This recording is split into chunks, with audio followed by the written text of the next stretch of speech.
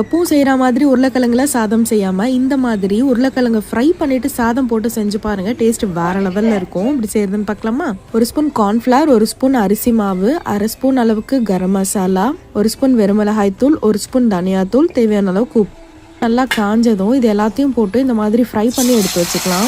இது அப்படியே ஸ்நாக்ஸாகவும் சாப்பிட்லாம், சூப்பராக இருக்கும். எக்ஸஸ் ஆயிலாம் எடுத்துகிட்டு தேவையான அளவுக்கு எண்ணெய் ஊற்றிக்கோங்க. அரை ஸ்பூன் அளவுக்கு சோம்பு போட்டுட்டு ஒரு மீடியம் சைஸ் வெங்காயம், ஒரு மீடியம் சைஸ் தக்காளி, ஒரு பச்சை மிளகாய் எல்லாத்தையும் நல்லா வதக்கிட்டு இப்போ அதில் அரை ஸ்பூன் அளவுக்கு இஞ்சி பூண்டு பேஸ்ட்டு சேர்த்துக்கோங்க. ஒரு டேபிள் ஸ்பூன் வெறுமிளகாய் தூள், அரை ஸ்பூன் அளவுக்கு தனியாத்தூள், கொஞ்சமாக கரம் மசாலா, கொஞ்சம் மஞ்சத்தூள், இது எல்லாத்தையும் சேர்த்து ஒரு நிமிஷம் போல் நல்லா வதக்கிக்கலாம். தேவையான அளவுக்கு உப்பு போட்டுட்டு கருவேப்பிலை, கொத்தமல்லி, இப்போ நான் 1 கப் அளவுக்கு பாஸ்மதி அரிசி வேக வச்சு எடுத்து வச்சிருக்கேன். அதையுமே சேர்த்துட்டு அது கூடவே நம்ம ஃப்ரை பண்ண உருளைக்கிழங்கையும் சேர்த்து மிக்ஸ் பண்ணிக்கலாம். அவ்வளோதாங்க, சூப்பரான ஃப்ரைடு உருளைக்கிழங்கு சாதம் ரெடி. இப்போ ட்ரை பண்ணுங்க. மறக்காம நம்ம சேனலை சப்ஸ்கிரைப் பண்ணிக்கோங்க. பாய்.